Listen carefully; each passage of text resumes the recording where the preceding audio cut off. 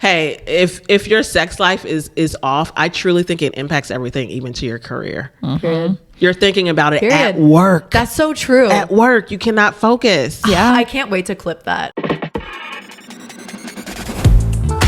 You're listening to The Pelvic Freak Show with your hosts, Amanda Neary and Hannah Meyer. Hey, Pelvic Freaks. Welcome back to another episode of The Pelvic Freak Show. Where you're freaks for us and we're freaks for your pelvis, baby. And guys, we are so excited today because not only is this our first video episode back after a long hiatus of doing audio only, but we have a very special guest that we're so excited to introduce. So without further ado, I'd like to welcome Dr. Janelle Frederick, or as we know her, Vagina Rehab Doctor on social media. She's a board-certified, women-certified specialist in pelvic floor physical therapy and specializes in accelerated and telehealth solutions for chronic vaginismus. So Janelle, welcome to the Pelvic Freak Show. Thank you so much. I'm glad to be a freak with you guys. Oh my God, yes. That was such a good intro. No, we're honored to have you as our first video episode back. Truly. We've been so excited for this episode, and honestly, jumping on the opportunity for you to be in Chicago and get you in person is so real. You guys are so consistent. I have to say, I may be horrible with texting back, but I truly am glad to be here. And I was like, listen, they're the best because y'all are the people that never give up. Because I was literally horrible. We're consistent for sure. But yeah, no, so glad to be here. What's funny is I looked it up this morning. I'm like, is this going to be video or just audio? And I was like, oh, it's just audio. We should have warned you. Okay. No, you look great. When you walked in, I was like, yes. Okay, you're so sweet.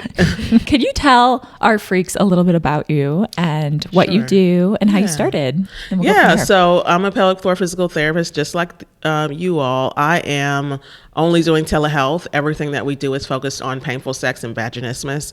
So we are very much niched down into one thing, like, do you want to get laid without pain? If so, then that's pretty much the primary thing that we help vagina CEOs with. I am from Alabama. I went to physical therapy school in Stockton, California, which is like Northern Cal. And then I moved to Chicago after working and doing like traveling PT for a bit. Mm-hmm. I got into women's health at Alta Bates in Oakland. Loved it. I was mainly doing like bladder dysfunction at that time. Then decided to do a residency in women's health physical therapy. So went to Loyola. And that's where I did a whole year of training there, took the boards. And I started working just outpatient pelvic floor therapy for a minute. When the pandemic happened, I just started sharing more on social media. I was just like, more people need to know what their pelvic floor is. And so many women think that Kegels are the fix for everything. You know, back in those days, literally everyone thought that was what physical therapy was. Pelvic floor therapy was just like Kegel training. Mm-hmm. And I was like, no, I have to educate. Yes. I'm a very big traveler. I used to actually teach women how to travel the world on a low budget. But when the pandemic happened, I had to switch gears. And that's when I was like, let me start talking about pelvic floor and vaginas. Mm-hmm. And that just took off. And now, I work for myself and I help women get laid and vagina CEOs like be able to enjoy their sex lives. So, I literally love vagina CEOs so much. My husband actually came up with that term. He went to law school here in Loyola, and he's like, he helps me a lot because I've grown up religious. And I'm just like, before he was telling me, I'm like, women, women, women. He's like, everyone is not, identifying that way. And I'm like, okay, so what do I say? And he's like, vagina CEOs. So that was like a trademark term. That's awesome. That I love how he helped you there. That's so good. You guys met when you were in Chicago then? Yeah, okay. I moved here in 2019, March of 2020. I met him on Bumble. Nice. So reached out to him, and our first date was when the whole city shut down. I always sucked at Bumble because I never would reach out to people first.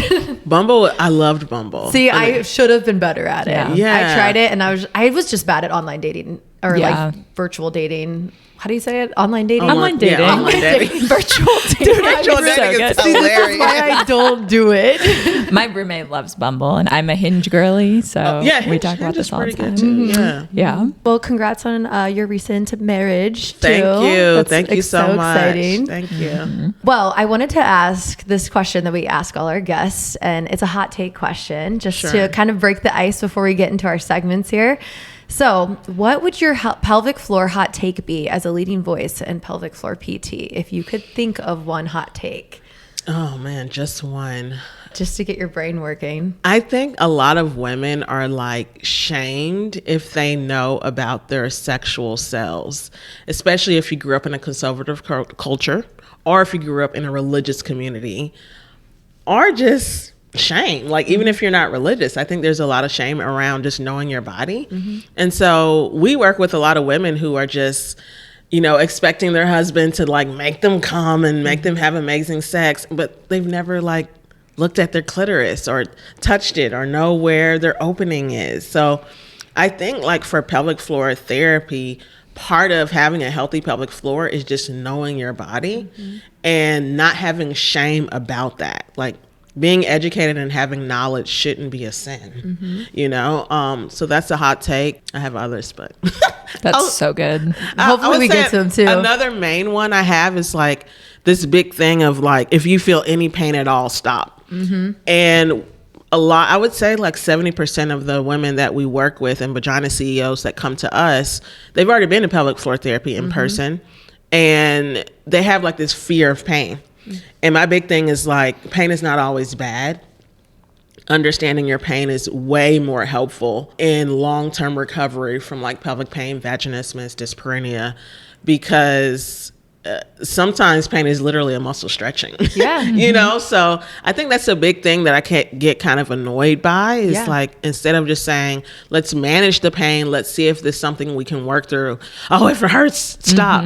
And I think that just creates more fear around people's bodies. Such a good point, like reframing the word pain. Definitely. That's a good point, because I feel like especially when you're dealing with chronic pain, those sensations can get really confusing. Like, when is this pain like not a bad thing? Maybe sometimes could be like a little bit pleasurable, maybe even, you know? So remember, this is the Pelvic Freak Show. I mean, we're freaks you over can here. have a little pain and pleasure. exactly. We always say sex shouldn't hurt unless you want it to. Yeah, exactly. No, seriously. But that's also applicable to every area of PT, right? Like people are in the gym with low back pain and they are avoiding deadlifts because That's a good point. Sometimes, like I PR'd my deadlift with an SI joint flare and it didn't exacerbate my symptoms because you can listen to your body and have like little tweaks of pain, but still be working through that and managing it. I like that word better. So true. I'm thinking of like when people deadlift and then they're like, oh, I feel it in my back and they want to stop. But it's like, well, your back muscles are working. So not necessarily a bad thing. Right.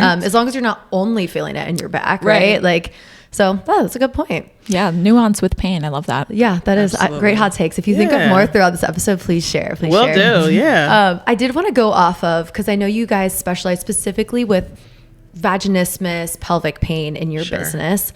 How did you niche down into that subject? You know, I was working at Northwestern here in Chicago, urogynecology, and I was seeing honestly a little bit of everything, but that was the main thing that I felt like I actually enjoyed the most. You know, everything is important, you know, especially with pelvic health. These things are like central to your intimacy, your confidence, your trust with your body. But when someone is like, I can't have sex, I feel like the world stops. No.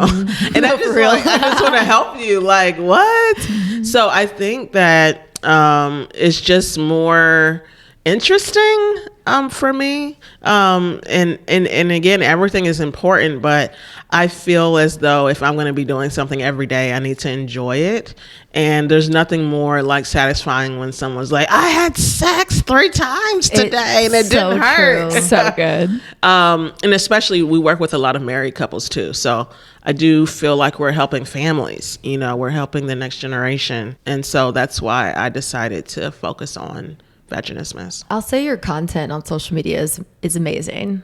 Thank you. It is. I love how bold you are on social media. Thank you. I'm sure you deal with some online hate from that, which we'll get to for sure, because we even get hate on our social media, but I love it. I love your content. I'm constantly sharing your stuff to my stories. Oh, that's so sweet. Thank you so much. For sure. I think it is helpful for the generation just to see that kind of content and it be more like destigmatized. Yeah. Normalized, destigmatized. Yeah. Absolutely. Going back to how you started with your business being virtual. So you specifically started social media because of the pandemic, right? For Exactly. pelvic floor PT. Everything before the pandemic, I wasn't even talking about my job as a pelvic floor therapist. Like my job was just separate. And I love talking about like traveling. Like when I saw that she went to Tanzania, I was like, ooh, she's a traveler. But that was all I talked about. I have a separate page. It's called Journeys in Jet Lag. And literally everything was just like where I want to go, what I've learned in new countries, culture, all of that. And then I was like, well, the airports are shut down. Like, what am I going to talk about? I think I've always been outspoken, wanting to share something with the world. So yeah, I switched to talking about vaginas. And what was your question? Was there like an aha moment when you were just posting about social media, like posting on social media about pelvic floor vaginas, right? And then was there an aha moment where you're like, oh, now this is going to be my business? Or were you just like posting for social media for fun and not expecting it to like really take off? Or? So initially it was just for educational purposes. I loved my job. Northwestern is a great place to work. I loved working there. I had no complaints. But I started doing master classes online. My mom actually was like, you need to host a class and teach people about their period pain and like Kegels and different. So I had a brunch, like literally it was called a brunch, but it was online. Love that. It was like, bring your brunch to the master class. Perfectly fitting for pandemic era. I mean, exactly. It's like, bring your own sourdough. Yeah. Literally, it was called Brunch with the Vagina Rehab Doctor. And I think that was in 2021. It was like $20. And I think it was 20 people that signed up. 5 of them were probably from my mom. So that was the beginning. And I think a month or two later, I had another master class. And it just grew. That's awesome. In the beginning, I wasn't even trying to do like virtual pelvic floor therapy online. I was just educating. And those courses were like making way more than what I was getting from my job. So eventually I was like, well, why am I here? Yeah. And so I eventually left because I just couldn't keep doing both, trying to manage my content, being at work from 9 to 5. Also have like my own personal health challenges like PCOS, gut issues. And I was like, I need to like leave. Yeah. So I eventually left and I started experimenting with like actual one-on-one virtual care for pelvic floor conditions, but that was just really on the side. And I started getting testimonials from people and they're like, my incontinence is gone, or my constipation is gone. I had pain-free sex for the first time. And they helped me believe in like telehealth. I initially was very against it. Gotta have her hands, gotta palpate, gotta do the internal exam. Exactly. When I started getting those testimonials, I was like, well, these people are actually getting better kind of quicker with less resources used. So that turned into fully telehealth. I like traveling. I liked the freedom of that. And so that's still where I am now. And I'm so excited you brought up how successful virtual or telehealth became, because that's something that we're wanting to lean into more, is more telehealth PT. Yeah. And a lot of our clinicians are kind of the same way. They're like, no, we need to be hands-on. Like we need to do the internal exam. So we're excited to learn about like kind of how that became more successful for you as a primary business. Yeah. One thing I want to talk about before we get there is, did you have a specific social media post that just took off, or did your content just start gaining traction right away just because no one was talking about vaginas on the internet? Yeah, I do think in 2021, 2022, even 23, it was easier to go viral. Yeah. Less people talking about the pelvic floor. More people at home with nothing to do. They can't get out their house. I remember my very first post. It was just honestly a gamut of so many different pelvic floor conditions. Like, hey, your vagina is not happy if you're experiencing this. That went viral. And just continued virality, I think, is what really helped. Currently, I've been a little bit more stuck with like growth. Just recently, within the past week, I got 5K more followers in like 1 week. But that's rare. Like, so now it's not really a ton of follower growth, But I mean, you guys are doing amazing, and you guys have what, 2,000 followers. So followers alone really don't, Right. you know, And it you've doesn't change generated a everything. community too from the people that found you, and that's the most important thing, is like the consistency within your community, Right, which is great. And I think a lot of those classes that, you know, I've done over the years are really helpful for people just to feel that they're not alone. And yeah, that's something that I've continually built on. But no, there was no one single post, I don't think. Things did really take off in 2020s. Yes, I wish we could go back a little bit, but it's Sometimes okay. I kind of miss it's okay. it. We're moving forward. I get those nostalgic TikTok songs that come up. Oh my gosh. And I'm like, wow, why do I miss this? But I was like, I remember being so miserable during we that were time. bored in the house, and we were in the house bored. That was so true. I lived in like my Definitely. tiny studio apartment because I had just moved to Chicago in 2020. Yeah. In the middle of the pandemic to start school at Northwestern for Oh, PT wow. school. Yeah. Okay, I moved here in 2019 from California. Oh, cool. Wow. Cool. Were you always pelvic health from like the beginning when you became a PT, or did you start off? No, Sort the of- first 2 to 3 years I was just ortho. Yeah. And I was doing traveling PT. Nice. Oh, yeah. Okay. So you were travel PT, ortho PT. It's hard to be a Yes. pelvic health traveling PT. Exactly. It So is when I really got hard. my first travel assignment in pelvic care, I was like, listen, I told my recruiter, put me in the game. Yeah. Like, I'm in there. That's all, awesome, though. Yeah, I'm excited to dive into telehealth a little more. So I started treating in 2019 too. I graduated, or not two, but I graduated in 2019, and then a month into full-time treating, the pandemic hit. Yeah. And we went 100% telehealth. And I was in sports and ortho at the time, but I've always been a firm believer in it because my patients were getting better with just Right. doing virtual care. And now I'm curious, Yeah. like what a pelvic floor telehealth session looks like for you. Like, how do your patients prepare for it? What's your run of show for that? Yeah. So every new client that we have, currently I'm like the salesperson. So I will always meet with anyone before they sign up just to make sure that they will be a good fit for our program. Pretty much anyone that has vaginismus is typically a good fit unless there's a ton of trauma, phobias, things where they need sex therapy. But a session typically looks like we're going to guide them through assessing their own pelvic floor. If they can't tolerate any insertion because the vaginismus is more severe, then we don't really need to do an exam to know that your coochie is too tight. You know, like, hey, a finger can't get in your vagina. We don't need to do a pelvic floor exam to confirm that your muscles are tight, they're holding pain, they're guarding, you know, you're probably not good at relaxing the pelvic floor. So if we can guide them through an internal exam, their camera goes off and we show them how to, like, we use all of our pelvic models and anatomy demos to make sure that they're doing it correctly, obviously with clean hands and short nails.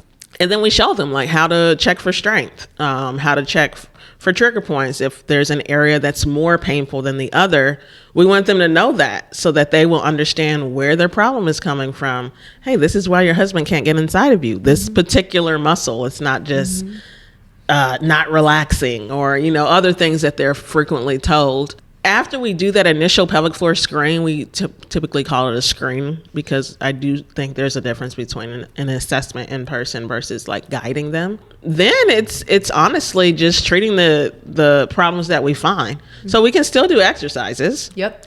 We're still going to do a lot of nervous system regulation, whether that's breath work or vocalizations, or we're very big on affirmations. So there's typically a lot of fear, a lot of insecurities, a lot of just doubting their body if they've never been able to have sex before. I mean, imagine the like self-doubt. And so we're doing a lot of that. But then I would say the biggest bulk of what we do is teaching them how to do the manual therapy themselves. So we're showing them how to use these tools that they literally just don't use. Yeah. So their dilators are collecting dust.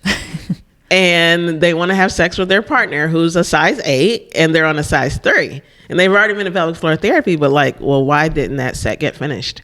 So pelvic wands, dilators, their own finger. So we're showing them how to do myofascial release. So that's really, I would say, the bulk of the the stuff we do that I don't think they can find on like TikTok or YouTube. You know, they can get exercises, they can get breathing, you know, they can get some nervous system regulation, but teaching them how to feel comfortable actually touching their own bodies, connecting with it, and not like going into, you know, a panic attack or flight or fight is a big part of it. And then we help them build their confidence. So we like to have them dilate in different sex positions. Yeah, that's a big one. Yeah, just different things that would help them like actually believe that they got this. That's essentially how it goes. That's great. When I'm with some patients in person, they'll ask me, can you do this virtually? And almost every time they're like, oh, I'm picturing like spread eagle in front of my Zoom screen. And I'm like, no, that's not what illegal. Not what we would do. Yeah. Yeah. No, that's actually what you just talked about is something that in-person PT is truly missing, honestly. Definitely. Because I'm doing the internal work for the patient, but then they're going home and I'm like, okay, make sure you're working on your dilators, make sure you do your wand. And it's almost always like, I didn't do my dilator. So when you're working online with someone, you know, camera off, and you're like, okay, you're going to touch your pelvic floor, you're going to touch your vagina, your vulva, and then you're going to like release this muscle, and you're instructing them on how to do it. And you have that accountability still with being with someone one-on-one. Yeah. So that's super powerful. And then the affirmations is something I'm definitely missing in my care for sure. Well, I do think like, so it's interesting. I don't think the in-person model is broken. I think it works well for an in-person model, but I do think that there's so much hyper dependence on the provider. So like, I mean, there are people that are just waiting on that next visit. Let's say you're booked out or whatever. And it's just like this magical session that they're waiting on. But it's like, well, you have fingers, you have a wand, you can stretch, you can do exercises. So I think there's too much dependence, and especially when we're dealing with conditions of vaginismus or painful sex, there's almost always a fear component. So if you're afraid of your body, but you're coming into in person and you just get to lay there on the table and look up at the ceiling, you're still avoiding your body. No, that's so true. So that doesn't always translate to I can ride cowgirl without being afraid just because someone stuck a finger in there. Yeah. So it's interesting because I do think there are perks to in-person, but specifically for what we're dealing with, it's like we got to address their discomfort with their own bodies. And now that you say that, I'm just picturing how beneficial this is for people that get to do this care in the room that they have sex in, and they're letting their body relax in that space, because they come here and this is their healing space, and after a session here they feel so good, but then they go home and their nervous system remembers this is where I have pain, right? So if you're getting that relief in your home, I imagine that would just help rewire that even faster. Carryover. I really think that's a big thing. And even just from like an anatomical like mindset, one finger for myofascial release, which is what we do a lot in person, right? Internal, stick your finger in there. That is not the same as someone's penis. No. You know, so very it's different like, thing. Yeah, it doesn't prepare your brain and your body in the same way that like either a bigger dilator can, or a dildo, or just something else. It's definitely something that I feel passionate about, and sometimes it's hard to convince people. I'm like, hey, just go to in person. I'll see you in a year and a half. Yeah, literally. You know, but yeah. And there are some, you know, I'm sure you guys get great results, and some people actually do well. They just don't get there all the way. And some people do fine and they don't need us, obviously. I think what's important is people know there are options. Yes. Not that one is better than the other. Totally. But that you don't have to go to in-person. Some people don't have a pelvic floor therapist where they are anyways. So there's so many different reasons why telehealth may be a better option for someone. Yeah, that's the biggest thing. Like, we're in a city, we have the privilege of, or people that live in Chicago have the privilege of having multiple clinics to choose from. Oh, yeah. But yeah, smaller towns, there's no pelvic floor therapist nearby. Having that virtual option is essential, really. I was just talking to my mom. My mom visited a couple weekends ago, and I was like, is Kentucky open to pelvic floor PT yet? Do they have one there near you yet? And she was like, actually, we just had a pelvic floor PT visit our gym for the first time, and everyone was super interested. I was like, hey, okay. Wow. Finally. Yeah. And then there's the, like, I don't know if you guys have gotten people that have already tried pelvic PT somewhere else.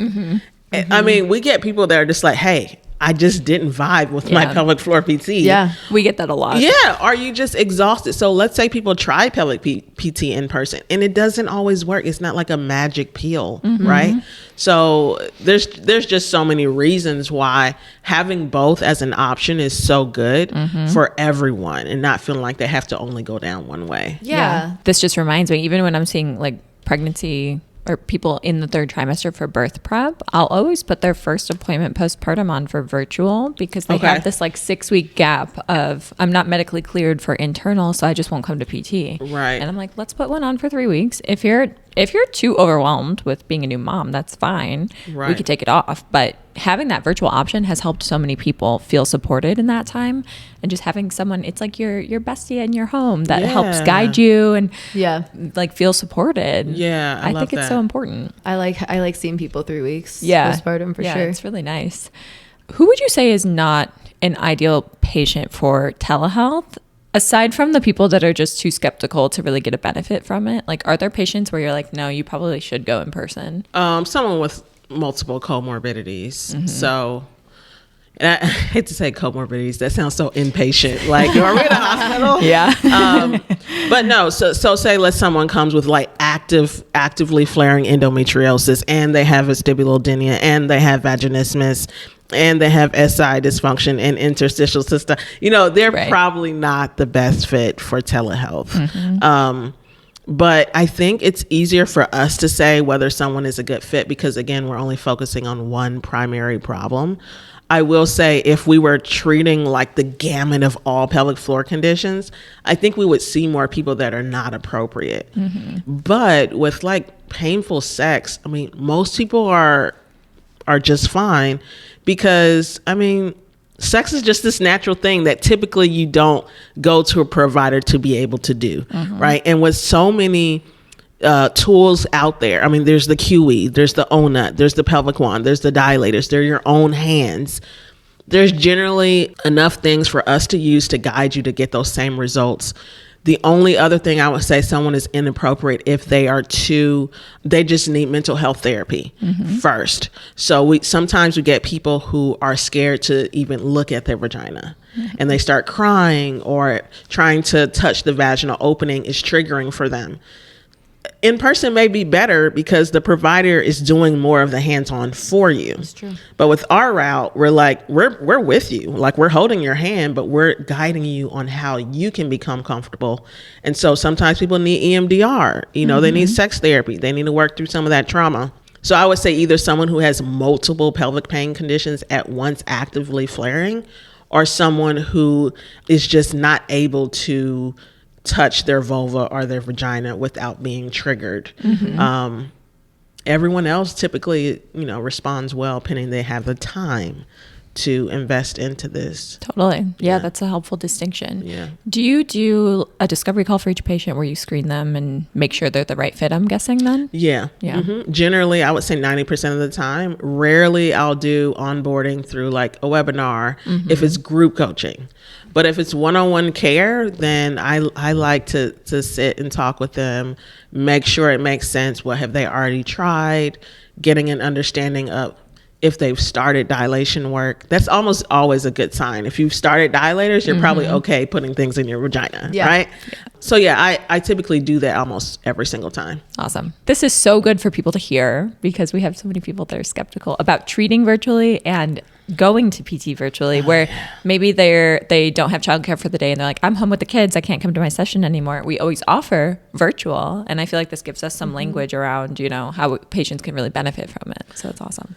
Yeah, it's a hard thing to convince people of. I mean, if you think about historically, telehealth was just birth a few years ago. So I'm not even trying to fight it. I'm just like, hey, I'm going to do what I can to show up for telehealth online. And that's what I'm going to talk about. You're going to hear me talk about it till I'm blue in the face. Yeah. But it's like, okay, like if you trust the in-person route more, that's understandable. It's been here since the 1800s. Yeah, fair. That leads me to my next question. I was going to ask, what do you say to people that are skeptical? Or if they even book a session, they're like, I don't know how I feel about this. Like, what are you saying to that person that's skeptical of virtual care? So we don't pay per session.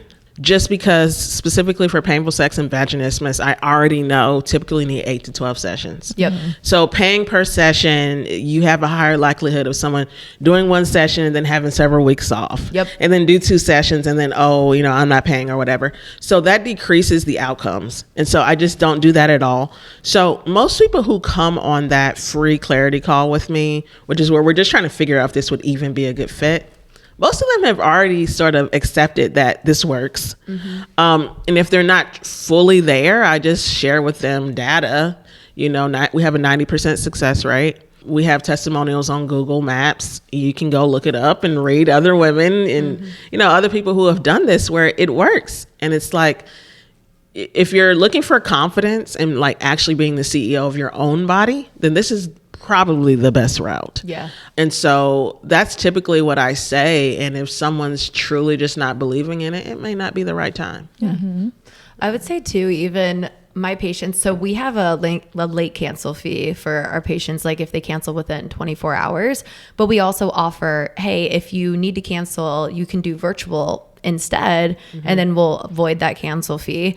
And sometimes even with my patients that have multiple comorbidities or have endo, for example, it's really nice to have that virtual session because I can just lay out all the things we've been working on and like talk it out with the patient, because when they're coming in person, we're focusing a lot on the manual work. Maybe we're doing like manual abdominal work. Maybe we're doing internal vaginal, rectal, whatever it is.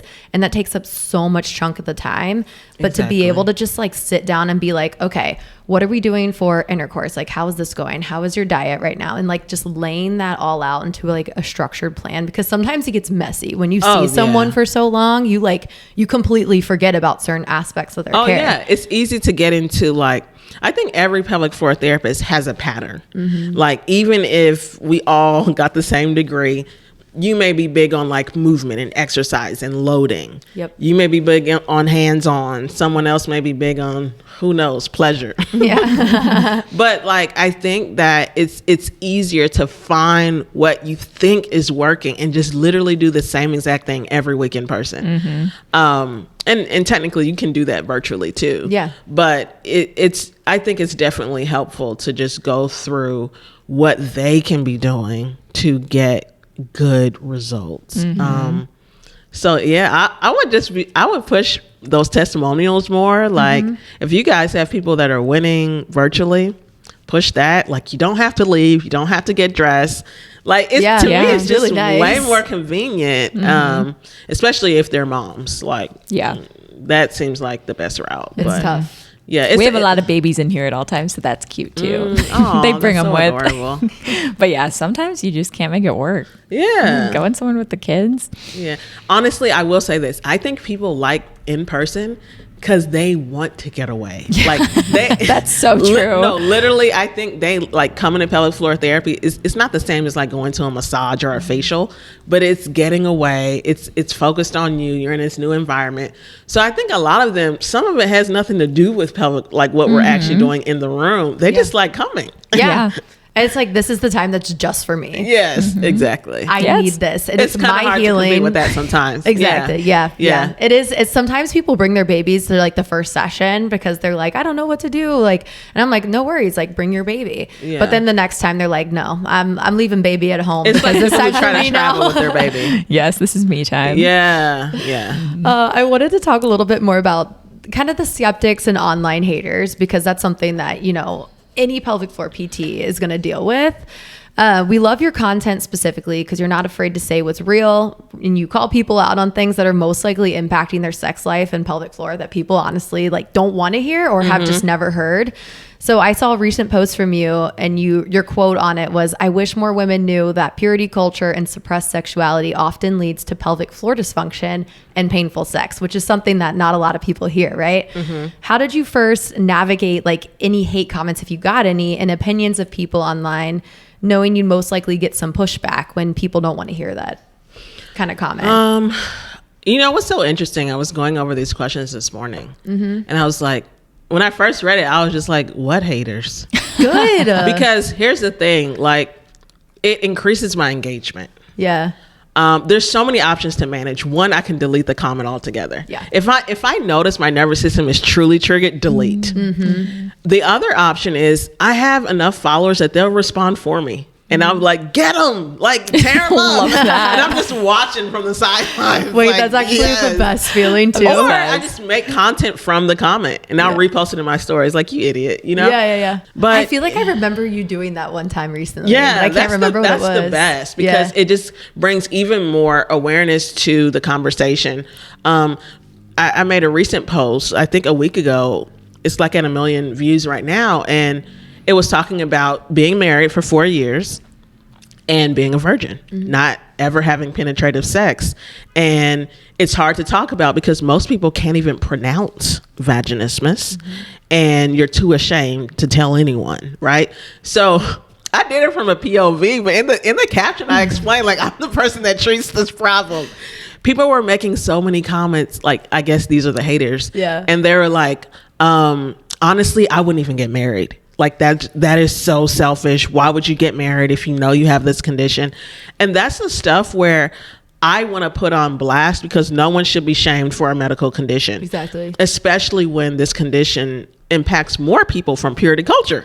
So if you've been told your whole life you can't touch your clitoris, you should never you'll lose your virginity if you wear a tampon. Like, that's how not insane. I need to be nice. Like, that's how extreme it can be. Yeah. If you put a finger in there, like you've broke your hymen and you're impure and da-da-da. So most of our clients didn't know they found out on wedding night that they couldn't have sex. So it's like, no, let's bring awareness to how much shame is out there. So many people are not going to pelvic floor therapy or seeing a doctor because of the shame that they feel like they're going to get from the provider.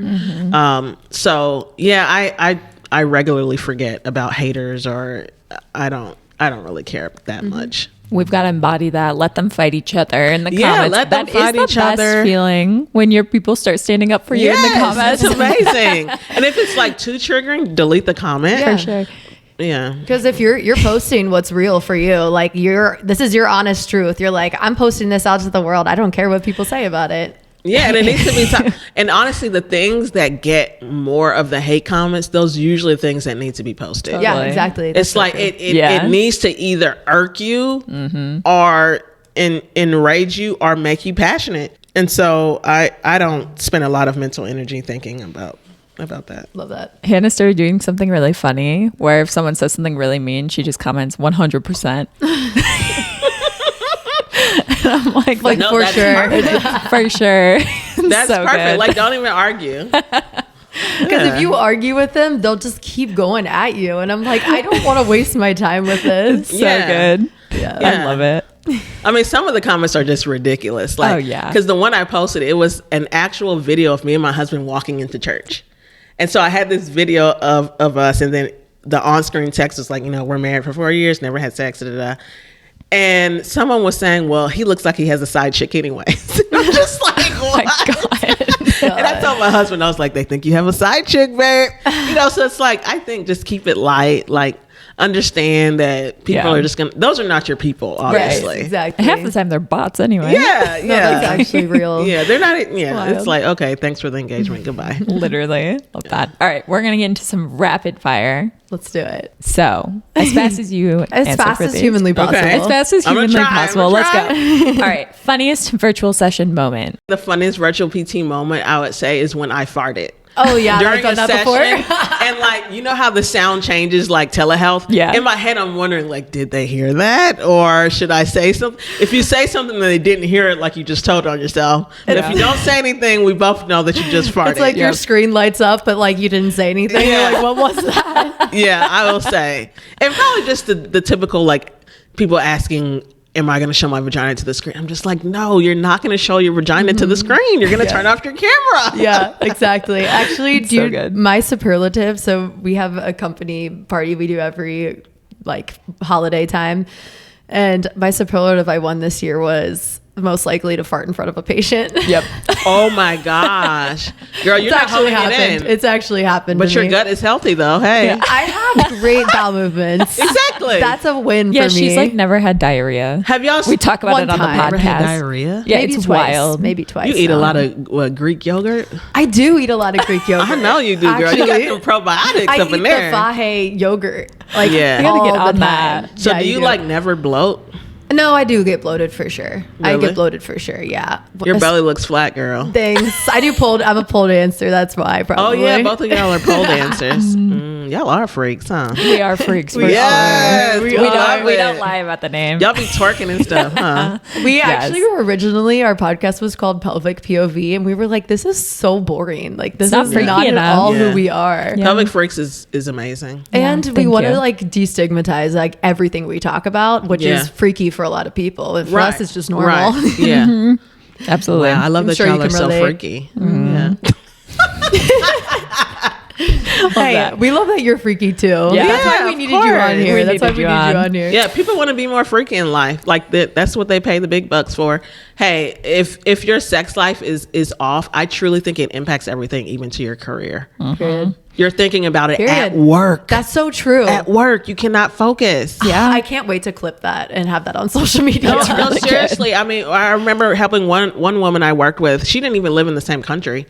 She overcame her vaginismus, and she was like, "I've gotten so much more creative at work and more assertive. Like I speak up for myself Hell more. yeah. Now that I'm having sex, I have to tell my partner more things. I have to communicate better. I have to tell him what doesn't and does feel good. Yeah. So like, I do think that your sex life impacts literally everything. Yeah. From your Impacts mental you health to your spiritually career. too. Oh, like yeah. if we're getting all the way down into it, for Yeah, real. God wants you to have those good orgasms. Like, real. I really thank God He made us with the ability to have orgasms. Like, Yeah, go, exactly. God. Like, Exactly. creative Love director of that. sex. We love So it. good. And it's so not what you grow up hearing. No, So like people God need to is hear sex that. positive. Yeah. Like He had Adam and Eve walking around butt naked in the Garden of Eden. You know what I'm saying? Like having sex behind the bush. Literally, we came up with clothes. Exactly. And it came after sin. Yeah. Obsessed with that. All right, you already answered the second rapid fire, which was about haters on social media. Yeah. Third one thing you wish every OB told their patients before referring to pelvic PT. Oh gosh. The goal, like what is the purpose of it? I think one of the most annoying things when I was treating in person was people literally coming to therapy saying they don't know why they're here. And I'm like, are you serious? Well, first of all, you pee your pants when you sneeze, and your pelvic floor is a part of restoring that function. So I think better education on the value of pelvic floor PT. I think other providers sort of devalue pelvic floor therapy, or just they're not educated to know what we do beyond Kegels. Yeah. And so I think just a better understanding of letting your patient know what is the potential outcome that can happen if you go to pelvic floor therapy regularly and do what you're instructed to do. We've straight up had patients come and call for an appointment, and they're like, my OB said I shouldn't come until I'm 2 weeks pre-delivery. And we're like, you just have no Or idea just what come we do. postpartum. Right. Or Yeah. just come postpartum. They That's do the that all other thing. I time. think more OBs should be telling their patients that pelvic PT is not for just postpartum. Oh my Right. freaking gosh. Like, oh, well, I've never had a baby. And like, can you orgasm? Can you poop without straining? Can you jump and squat without peeing? Like, That's true. So many people come to us and they're like, so you mainly treat pregnancy postpartum, right? And we're like, no. Yeah. Maybe in September, yeah. Like that is my boost of pregnancy postpartum for That's some funny. reason. Everyone's got a season. No, Mine for was real. July. Yeah. well, the most people I think have sex is New Year's Eve. So I know. maybe they're Yeah, giving birth that's in what I think September. it is. I think it is like 9 months post. Yeah. So I've done the math on this because September truly is my That's biggest funny. pregnancy month. That's yeah. so I love interesting. that. All right. Rapid fire. Pelvic floor therapy in 10 years. What does it look like? Okay, more cash-based, more telehealth, more preventative care, and definitely more pelvic floor PT for menopause. Love that. Yeah. Nailed it. That's exactly how I feel. No, for Yeah. real. It's where we're heading. It's the future. I feel it in my bones. There's going to be a public floor practice or a virtual practice on every corner. Everyone Yeah. will have access. I wish. And That would be so people great. openly talking about public health conditions too. Like Yeah. I feel it. I mean, it might just be the people that I'm hanging out with because they know I'm a freak Because they're pelvic freaks. because they're pelvic freaks. Okay, who's the freakiest of you two? Oh. Ooh. It depends on the It season. kind of depends on the day. It's like day by day. We switch Gosh, out. I love like that. today, We I switch was out. more of a Just freak. saying, day by day, we switch out. I love that. Today, yeah, you were more of a freak this weekend. I was would more say. of a freak this weekend, Yeah. but sometimes she's a freak. Yeah. For real. Really? Like we're Okay, switching. can I ask y'all a question? Yeah. Are y'all like dating, married, in relationships, single, loving your single life? I'm single. I just and I'm moved in loving with it. my partner. Yeah. I just What? moved in with my boyfriend. Oh, I know. Yeah. Okay. We get were serious. we were actually just talking before you came. I was just like, God, this man like doesn't want to help me put up the curtains. Like he's complaining about the putting the curtains. And I'm like, so it "Ah." begins. I know. I'm so dead. I know, and she's like over here like shaking ass, like I was dancing like to music, playing a and song. I was like, I went to a concert last night. I'm vibing. Oh, that's so amazing. But we're both freaks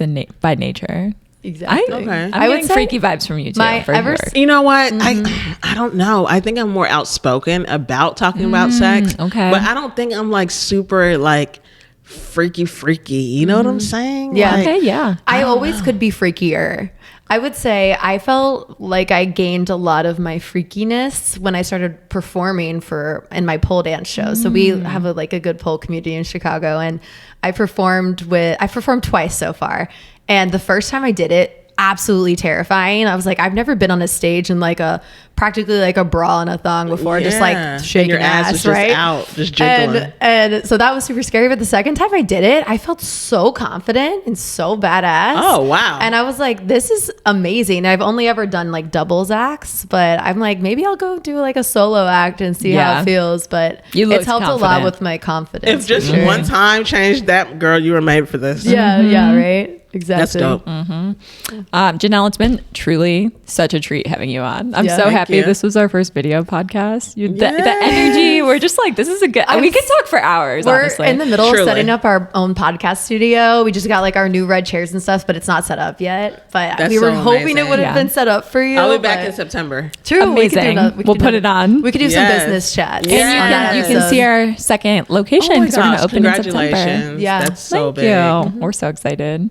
Can you tell our freaks where to find you, how to book a session with you if they want to reach out? Yeah, so I would say just to learn more about me, what I do, how crazy I am. Instagram, I'm the most active on that. So Vagina Rehab Doctor, everything is spelled out, no abbreviations. And then if you want to book a free clarity call with me to see if you would be a good fit for our programs to help you have pain-free sex, vaginarehabdoctor.com. So again, everything is spelled out, vaginarehabdoctor.com. And we have a podcast. So Yay. yeah, same thing. The name is the same everywhere. It's the Vagina Rehab Doctor podcast. Love that. So yeah, I would start with Instagram if Yeah. you want to learn a little more. I'll link everything in the show notes, everyone. Yeah. Don't worry. Perfect. And you can follow us on social media at the Pelvic Freak Show and get your pelvic freak tank because yeah. they're so cute. We have one pelvic freak tank left. We ordered a bunch and we have them on back order. So we only have one left. So I'm hoping that it works for you. Pelvic freak. If it doesn't, we can We'll ship show you you one. Oh, It's a tank. Yeah. Oh, okay. I love it. I was thinking of Where an was your actual mind? tank. I was like, You what? can order your tank. Wait, maybe like, we should excuse say me? tank top. Yeah, tank. that would make more we sense. add a little tank to the pelvic freak tank. No, seriously. so I didn't know what good. you meant, but I was like, I'm down. Like, whatever this is. It's I'm like down. the pelvic Wait, freak I'm- tank is like the pelvic freak community. It's like jump in the pelvic Wait. freak Yeah, I tank. literally thought it was a tank of water. Like, I so love funny. that idea. New idea alert. That's Yeah. funny. Okay, well, at the end of every episode, we always say bye, pelvic freaks. So if you would like to do the pleasure and say bye to our pelvic freaks for us. bye, pelvic freaks. Keep it freaky. Bye. Bye, pelvic pelvic freaks. freaks.